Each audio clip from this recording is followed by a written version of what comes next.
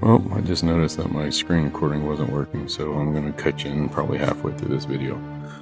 So you'll see that some of these pools have a different shape in a different backyard, right? So the long, skinny backyards kind of promote like a rectangular pool, but some of the bigger spaces, you can notice that they kind of stretch them into like a square or more of like an egg-shaped or an oval. With y'all's backyard, you're definitely going to be able to go into the oval square shapes. I don't know which one's better. Frankly, the long, skinny ones seem to be a little bit more capable of a lap pool, or a volleyball kind of scenario where you make it deep in the middle and shallow on the ends. That's kind of how we set ours up. But these ones that have the oval look to them, they're probably a little bit more expensive, I would think, just because they usually take the outside edge or the coping and measure that, and then kind of figure out basically the area of the pool from that point, and then the depth's another level of expense too. Now you're going to notice that some of these have what we call a sun ledge on one side of them, so it's a real shallow part of the pool, and in that shallow part you can put these plastic chairs that are made to stay in the water, so you can kind of have like a lounge chair down in the water, a sunbathing spot.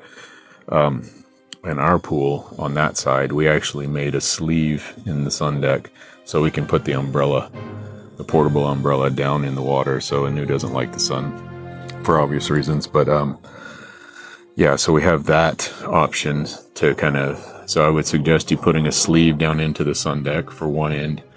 And whether you do it on the same end as a hot tub, and if you do a hot tub, that's another question. So you'll see some of these pools don't have a hot tub, but like that one right there, the egg-shaped one has no hot tub, versus the one that we're coming up on has the hot tub. That one has a sun deck down on the bottom side, and so that kind of used both sides of the pool.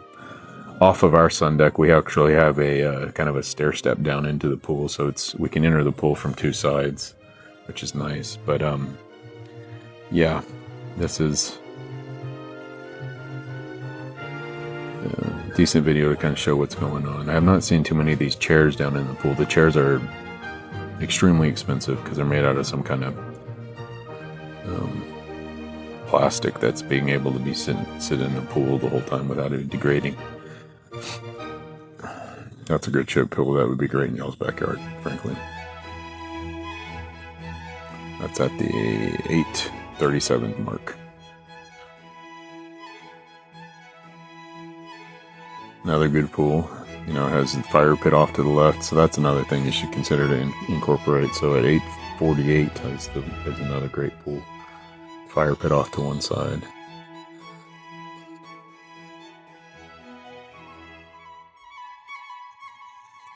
We chose not to do a pergola on our pool. Number one, because it was mighty expensive, but secondary, we didn't really know what we wanted to do with our open area on our pool. We've kind of used it as a gathering spot many different times, and we have this umbrella that kind of undulates off of a base, and it extends out and kind of, it actually covers our whole area, so we kind of have like a removable pergola, so to speak.